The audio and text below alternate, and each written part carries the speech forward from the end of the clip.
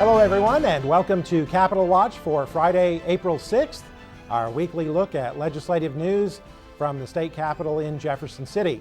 And joining us is MSBA's Associate Executive Director for Advocacy and our Chief Lobbyist, Mike Reed. And Mike joins us from our Governmental Relations offices in Jeff City. And Mike, a lot of discussion this week, especially on the Senate side, regarding the state budget. What happened there?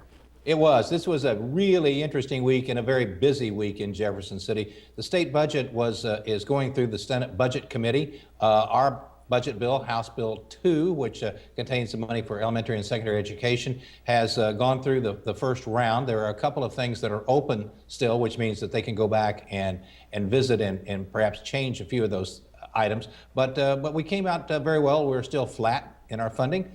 Which is great. I say flat. We got an extra $5 million in $1, so that's a small amount, but it is a significant amount that it is greater than where we were last year. So there is a lot of work still to go through on the budget, and there is some discussion, and there's some people in the Senate who are not happy with the budget and the way that it's going. I believe that when the budget process is finished sometime next week and when it hits the floor, there will be a tremendous amount of discussion, maybe some amendments, but it's not over, and it's going to be very, very interesting to see how this budget process finishes up this year. So, Mike, even though the Senate Appropriations Committee agreed with the House budget proposal for K-12 funding, it's not a done deal yet, is that right? It is not a done deal yet. As I said, there are several senators who have some concerns. Everything I keep reading and what my friends keep telling me is that there will be a lot of discussion on the floor. This group of senators believe that we need to reduce the amount of money in the budget, and they haven't said they're going to take it from elementary and secondary, but we're going to have to be very vigilant because it'll be a little while before this budget is finished. Another issue that received a lot of discussion on the Senate floor this week, Mike, had to do with teacher tenure. And actually, that bill took an interesting twist, didn't it? It certainly did. Actually, the leaders of the Senate said this was going to be Education Week, and it was. I mean, we had a lot of education bills up in the Senate. And the teacher tenure bill came back in several different varieties, and it came back Thursday in a different shape. This time, the teacher tenure bill was, the removal of tenure was taken out. However, in the bill, it says that you cannot use as a determining factor last in, first out in having a reduction of staff. It has to be on the merit of the person and their abilities. But also in this bill, an amendment was added on the floor that said that teachers cannot get and not be eligible for tenure until after they have taught 10 years. Presently, it's 5 years, and it is now, in the perfected bill, it is 10 years. So a very interesting twist to the tenure argument. So that bill, Mike, would require one more final vote before going on to the House. Is that right? That is correct. It was perfected on Thursday. It requires one more final vote, a third read, before it goes off to the House of Representatives. Another issue this week, Mike, that received a lot of debate was the expansion of charter schools. We've talked a lot about that issue all during the session. And where did that go this week? Well, it was the Senator Stouffer's bill in the Senate came up for discussion, had a lively discussion. One of the senators from St. Louis was quite concerned and raised a number of issues with this piece of legislation. The bill was called laid over. It was discussed and it was put aside. We have had numerous meetings concerning this. Most of Thursday was spent on meetings, and we will be working over the weekend to see where this bill goes. It is far from finished. The senator from St. Louis has some valid concerns. Specifically, she's worrying about her school district. But it is moving forward. I expect that it'll be debated again Tuesday or Wednesday of next week, and hopefully we will have some resolution before it hits the floor again. Another issue this week, Mike, was a measure that would have required the election of school superintendents across the state instead of being hired by local boards of education. Tell us about that one.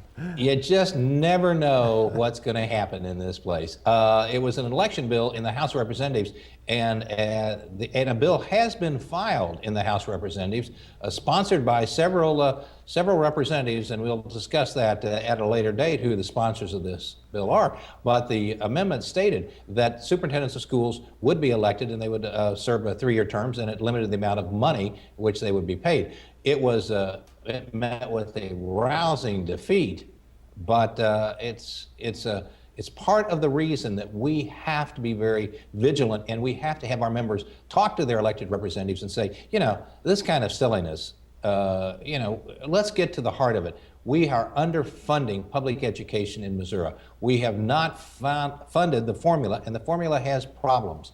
Let's work on that instead of trying to elect superintendents. Another bill of interest this week, Mike, was a bill that dealt with so-called travel hardships of students when students live near an adjacent school district and would like to attend that school district. Where did that go? It passed the House, and it talks about travel hardships and how many miles you are away from your school and the closest school in the next district. The problem with this bill, it's a very well-intentioned bill, but there are some problems with this, including the fact that it could be seen as an open enrollment bill, especially in the metropolitan areas. We have some concerns, and we've talked to the sponsor about it, and we're going to keep working on this piece of legislation to make sure it is not an open enrollment bill. We are not against children who have hardships getting to and from schools. We want to make sure that they get to the closest school, the best school, and the best way to help them. However, there has to be integrity within school districts, and it's about the kids, and sometimes this is not about the kids. Well, Mike, what about the status of House Bill 1740? We've been talking a lot about that during the session, this omnibus bill that contains a voucher provision. We keep expecting it to reach the House floor, and it simply is still sitting there right now, isn't it? It is still sitting there right now, still sitting in rules, has not come out of rules.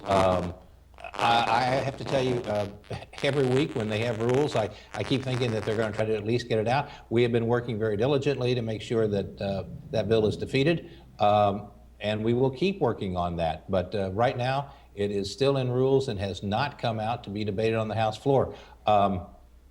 It may come out next week.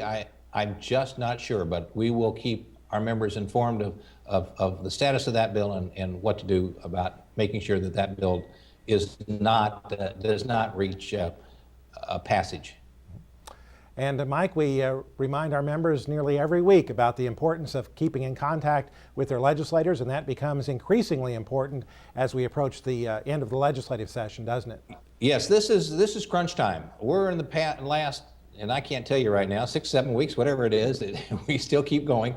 But this is the time when things really start to pop very quickly. It's extremely important that you keep in contact with your representative and your senator. Tell them how their actions affect the students in your area. I listened today, on Thursday, to a discussion, and we are criticized by members of the General Assembly that we don't care anything about the students.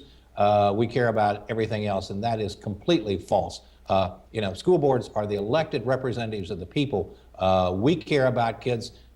Our members don't get paid. They work long hours to make sure that students in their communities receive a good, proper education, and we're very proud of working for them. And it's extremely important that you keep telling your representatives how their actions in Jefferson City affect you and your abilities to properly educate the students in your district. All right, Mike Reed, thanks a lot for joining us as always on Capitol Watch. And again, we'll be keeping you informed as the legislative session winds down through our weekly Legislative Voice electronic newsletter and our daily blog, and of course, this program that we post on our website every Friday during the legislative session. Thanks for joining us, and we hope you can be back with us next week for another edition of MSBA's Capitol Watch.